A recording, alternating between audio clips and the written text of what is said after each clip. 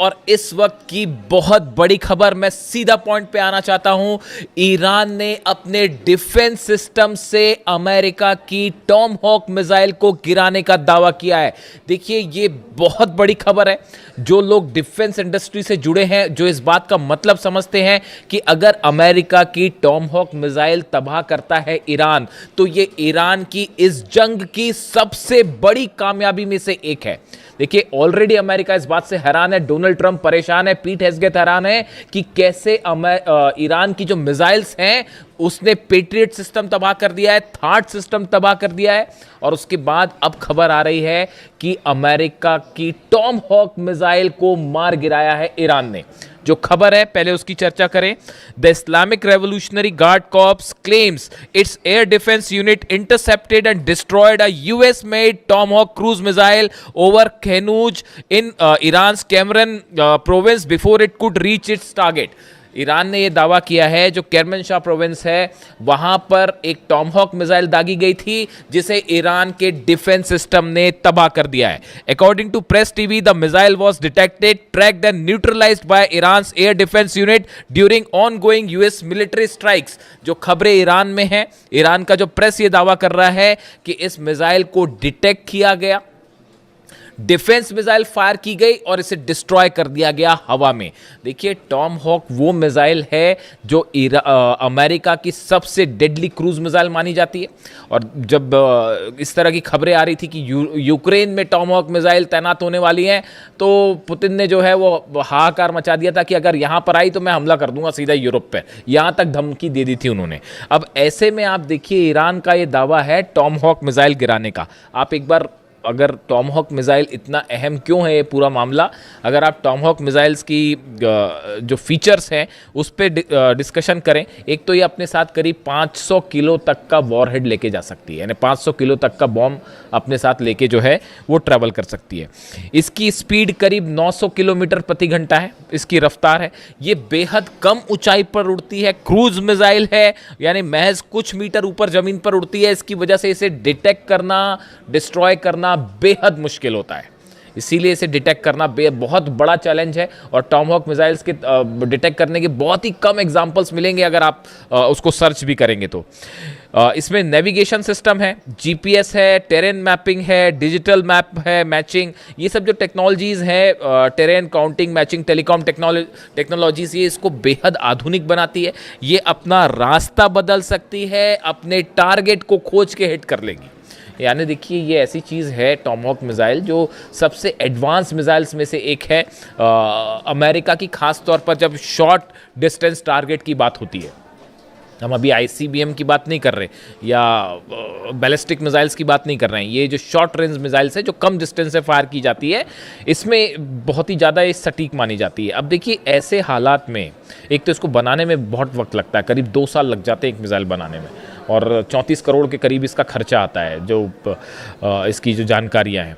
अब देखिए, इस पे जो है, इसको डिटेक्ट करने का मतलब ये है कि ईरान के पास, देखिए, ईरान ने दरअसल पिछले, अगर आप 7 दिन की बात करें हमलों की, देखिए कभी भी कोई भी खबर को जब आप एनालाइज करते हैं तो 2 तरीके से, 2 स्तर पर होती है।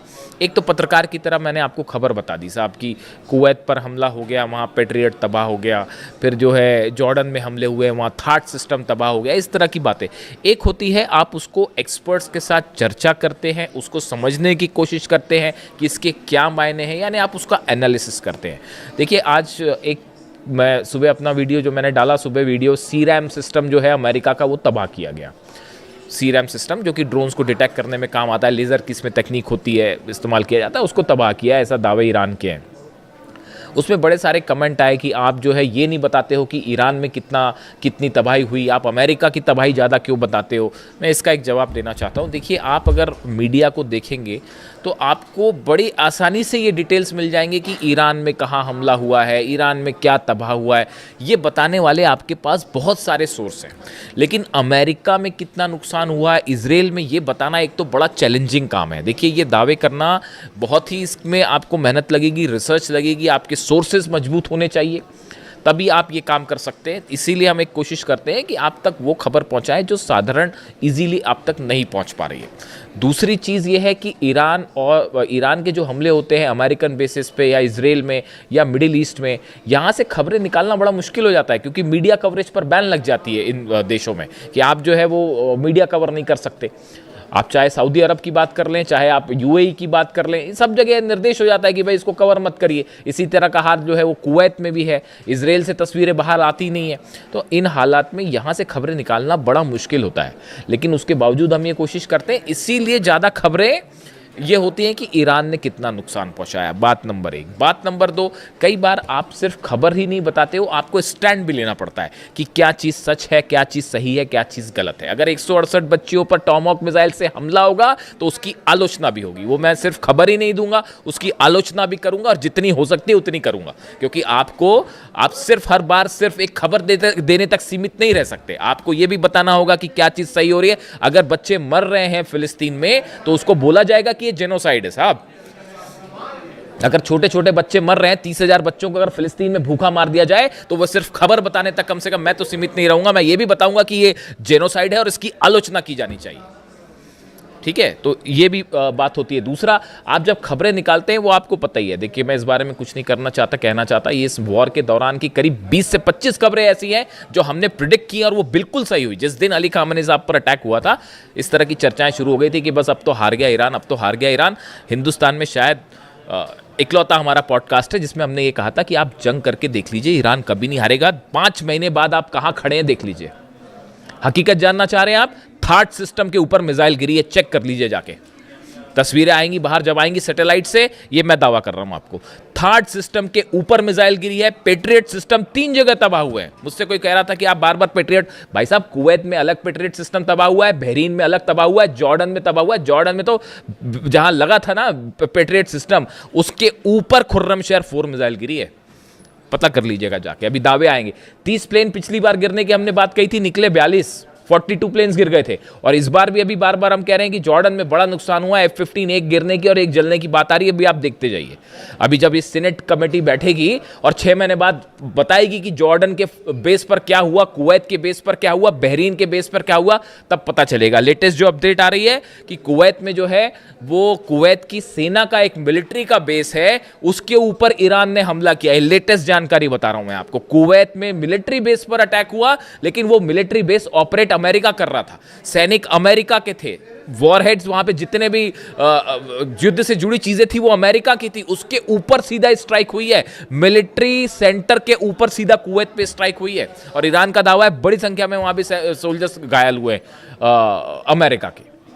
अब ये बातें कोई स्वीकार करेगा नहीं, लेकिन निकल के आती हैं, तो आपको ये सब चीजें कैलकुलेट करनी पड़ेगी कि भाई कैसे हुआ। इसीलिए ये टॉमहॉक मिसाइल वाला जो है, देखिए अगर आपने टॉमहॉक मिसाइल मार के गिरा दी, मान लीजिए अगर ये खबर सच है जो ईरान दावे कर रहा है, ईरान के दावे जो हैं कि भाई हमने टॉमहॉक मिसाइल गिरा दी। अब अगर टॉमहॉक मिसाइल गिरा दी और अगर ये खबर सही निकल जाती है, तो आपको फिर ईरान के उन दावों को भी मारना पड़ेगा कि साहब थार्ड उड़ा दिया है और पेट्रियट उड़ा दिया है। फिर आप उसको भी मानिए। फिर आप इस बात में भी कोई आश्चर्य नहीं होगा कि वो जो कह रहा है कि भाई हैंगर्स में जो है F-15 जेट्स खड़े थे, हैंगर के ऊपर मिसाइल मारी और सब तबाह हो गए। वो धीरे धीरे सैटेलाइट तस्वीरें आनी शुरू हो गई हैं। इसीलिए इन खबरों का एनालिसिस जो है मुश्किल है थोड़ा सा। अब देखिए, ये जो अगर अमेरिका के हमलों की बात की जाए, जो अमेरिका ने स्ट्राइक्स की हैं पिछले 12 घंटे में, केशम आइलैंड्स पर हमले हैं, एहवाज में हमले हैं, खुजेस्तान में हमले हैं, लारक आइलैंड्स के पास हमले हैं, सिरीक पर हमले हैं, बंदर अब्बास में हमले हैं, अधिमेश्क में और ओमिदी है, ये वो इलाके हैं। करीब 15 इलाके ऐसे हैं जहां पर धमाकों की आवाज़ें हैं पिछले 12 घंटे के अंदर। तो ईरान पे तो स्ट्राइक हो ही रही है, लेकिन जब आप आ जाके सर्च करेंगे तो आपको दुनिया भर के अखबार, दुनिया भर के मीडिया आपको डिटेल बता देगी बड़ी आसानी से कि हाँ भाई ईरान में जो इस जगह धमाके हुए, ईरान छुपाता भी नहीं उस बात को, बता देता है हाँ यहाँ हमारे हमले हुए हैं, इतने पुल तबाह हुए हैं। आपको ये बात कौन बताएगा कि जॉर्डन में कितने बेस तबाह हुए हैं अमेरिका के, कुवैत में कितने बेस तबाह हुए हैं, बहरीन में कहाँ कहाँ मिसाइल्स गिरी है, अमेजॉन के डेटा सेंटर पर हमला हुआ। आज खोल के देख लीजिए पूरी खबरें क्या है। मिसाइल गिरी उसके 15 मिनट के अंदर हमने खबर अपलोड कर ली थी, परसों का मेरा वीडियो उठा के देख लीजिए आप। अमेजॉन का डेटा सेंटर हिट हुआ था 15 मिनट के अंदर, जबकि मैं तो पॉडकास्ट कर रहा हूं। और देखिए, ये सब दावे सच साबित होंगे। थर्ड सिस्टम, उससे कई कमेंट्स पे सवाल उठ रहे थे कि ये कैसा हो सकता है, कैसे हो सकता है। पेट्रियट सिस्टम तबाह हुआ है, थर्ड सिस्टम तबाह हुआ है, जेट्स कई जलने की खबर है, और अब ये है ये टॉमहॉक वाले जो ये अभी दावे के लेवल पे है। इसको वेरीफाई करने में टाइम लगेगा, है या नहीं है, टाइम लगेगा, लेकिन ये दावा चूंकि है और बहुत बड़ा दावा है, तो टॉमहॉक मिसाइल को मार गिराना आसान बात नहीं है। अब इसके अलावा देखिए, 13 दिन में 55 लोगों की मौत है ईरान में। ये ईरान की तरफ से कहा गया है कि ये जो 13वीं दिन की स्ट्राइक हुई बीती रात, इन 13 दिनों में ईरान में 55 लोगों की मौत हो गई है। और अब देखिए, हमले जो हो रहे हैं वो सेंट्रल ईरान पे हो रहे हैं। आप इस बात को समझिए। पहले 2 कोशिशें चल रही हैं डोनाल्ड ट्रंप की तरफ से, अमेरिका की तरफ से। एक, हॉर्मूज के आसपास हमले किए जाएं। पहले इन्होंने कोशिश की कि मेन लैंड से हॉर्मूज को हम अलग कर दें। 11 दिन तक जो बमबारी थी उसकी कोशिश ही यही थी। ये शायद चाहते थे ग्राउंड ऑपरेशन करें, और वो एक कोशिश थी कि भाई बंदर अब्बास हो गया, केशम हो गया, लारक आइलैंड हो गया, सिरिक हो, इन सब का हम मेन लैंड ईरान से कनेक्शन तोड़ दें। इसलिए पुल तोड़ रहे थे बम गिरा के। वो पुल तोड़ दे रहे हैं, वो 6 घंटे के अंदर साहब पुल बना दिया फिर से। ऐसी भी तस्वीर आई है। बंदर अब्बास के पास एक पुल पर हमला हुआ और वो पुल गिरा, मेन कनेक्शन लाइन थी, वो जैसी गिरी उसके वो अमला वहाँ खड़ा हो गया, तुरंत जाके उसको बनाने में जुट गया। ऐसी ईरान थोड़ी ना। आप खुद सोचिए इस बात को, जो मेरे पे सवाल उठा रहे हैं, जरा वो इस बात को सोचें। दुनिया में इजराइल की आर्मी और उसकी ताकत आप जानते ही हैं। अमेरिका के पास आप हथियार देख लीजिए, अरब देशों, इन सब से एक देश मुल्क लड़ाई कर रहा है पिछले 5 महीने से। और आप क्या कर पाए? आप क्या ईरान में कब्जा कर पाए, कदम रख पाए? डर रहे हैं अभी भी डर है साहब कि अगर वहाँ कदम रखेंगे तो पता नहीं क्या होगा। इसी वजह से ऑपरेशन नहीं हुआ। वो एयर स्ट्राइक्स होती रही, लेकिन ये जो ग्राउंड ऑपरेशन वाला प्लान है फिर कैंसिल हो गया। ये कोशिश कर रहे थे केशम आइलैंड पे और या फिर अबू मूसा आइलैंड पे या ऐसे किसी आइलैंड पर कब्जा करने की, लेकिन वो हो नहीं पा रहा है। क्यों? डर रहे साहब हमला कर। वो तो जो छोड़ी है, वो तो ऐसा ठोक रहे हैं। हॉर्मूज में एक जहाज़ गिरने की तस्वीर देखी आपने? वो हॉर्मूज में जब कंफर्म हो जाएगा तो मैं बताऊंगा क्या। अभी ये कंफर्म नहीं है कि कौन सा जेट गिरा है। अमेरिका का एक जेट हिट किया गया है हॉर्मूज के आसमान में, उसके गिरते हुए और आग लगती हुई तस्वीरें हैं। अब वो कौन सा है, वो इनका वो महंगा वाला ड्रोन, क्या नाम है उसका, वो ड्रोन है या कोई F-15 तो नहीं हिट हो गया? इस तरह की भी खबरें हैं। अब अभी वो सच्चाई जब होगी तब सामने आएगी। MQ-9 रिपर ड्रोन तो ऐसे गिर रहे हैं जैसे बच्चे मार के गिरा देते हैं, पतंगों को गिरा देते हैं, खींच के काट देते हैं, वैसे रिपर ड्रोन्स गिर रहे हैं। पता नहीं कितने अरब का है वो। तो अब वो रिपर ड्रोन गिरा है या फिर F-35 F-15 जो है वो फिर से डाउन हो गया है हॉर्मूज में। उसकी तस्वीरें हैं, अब देखना पड़ेगा उसमें सच्चाई क्या है। और वो लाल सागर के आसपास जो है, अलग से वीडियो कर दूंगा मैं, वो लाल सागर के आसपास ईरान ने अपनी बैलिस्टिक मिसाइल तैनात कर दी है। वहाँ सिर्फ हूती का खेल नहीं है वहाँ पे। तो बड़ी सीधी सी बात है, हूती मतलब पीछे रूस बैक कर रहा है, ईरान बैक कर रहा है हूतीस को। और 2 अरब के 2 जहाज़ ठोकने का मतलब है क्यों नहीं हुआ हमला? अब तक कर देते हमला, सऊदी अरब हमला कर देता, और ईरान ने अपनी मिसाइल्स लगा रखी हैं वहाँ पे कि यमन पर हमला करोगे तो ये लो नतीजा। अब ये डोनाल्ड ट्रंप जो कह रहे हैं, जो नया बयान आया है कि बड़ा ही मतलब मैसिव अटैक करने वाले हैं और ईरान पर ऐसा हमला होगा कि बिल्कुल तबाही मच जाएगी, ईरान ने भी उसकी तैयारी कर ली। कि आप पिकेक्स माउंटेन पर देखिए, कहानी क्या है जो मेरे को समझ में आई अब तक बात, ये जंग बहुत ज़्यादा तो नहीं खींच सकते डोनाल्ड ट्रंप, ये बात तो तय है। बड़ा नुकसान हो रहा है अमेरिका को, ईरान से कई गुना ज़्यादा नुकसान हो रहा है अमेरिका को, समझ रहे हो आप? तो ये ज़्यादा दिन जंग खींचेंगे नहीं, मुझे ये लगता है। पता नहीं, अभी मैं समझ पा रहा हूँ जितना, कि डोनाल्ड ट्रंप का प्लान ये है। आप इस बात को याद रखिएगा, अगर ऐसा हो जाए ना तो हम फिर बात करेंगे कि वो दावे भी याद रखने पड़ते हैं, कई बार बताना भी पड़ता है, क्योंकि बड़ी भ्रमित खबरें आती हैं, भ्रम फैलाने वाली खबरें आती, तो उसके बीच में कोई दावा करना बड़ा ही मतलब उसका काम होता है। तो अभी मुझे ये लग रहा है कि ये पिकेक्स माउंटेन पर हमला होगा। ईरान के जो बचे हुए न्यूक्लियर ठिकाने हैं, हो सकता है पिकेक्स माउंटेन पे भी बंकर बस्टर बम से हमला हो सकता है। 2 बेस हैं ब्रिटेन के जहां हलचल हो रही है, B-1 B-2 बॉम्बर्स की, डिएगो गार्सिया में भी हलचल हो रही है, उस पर भी अलग से बात करेंगे। और रॉयल एयरफोर्स का जो दूसरा बेस है, वहाँ पर भी जो है B-1 बॉम्बर्स वहाँ से टेक ऑफ कर रहे हैं। इस तरह की खबरें आ रही हैं। अब इस सूरत में bunker buster bumps GBU-72 bumps तैयार है। अब ऐसा लगता है कि अमेरिका पिकेक्स माउंटेन पर हमला करेगा, और हमला करने के बाद वही बात कही जाएगी कि जैसे इन्होंने नतांज फोर्दो और इस्फहान के लिए कहा कि वी हैव ऑब्लिटरेटेड देम, मतलब हमने ईरान का एकमात्र परमाणु अड्डा बचा था पिकेक्स माउंटेन के नीचे, हमने उसको भी तबाह कर दिया और अब हम यहाँ से जा रहे हैं वापस। ये प्लान है साहब अमेरिका का। Plan number 1।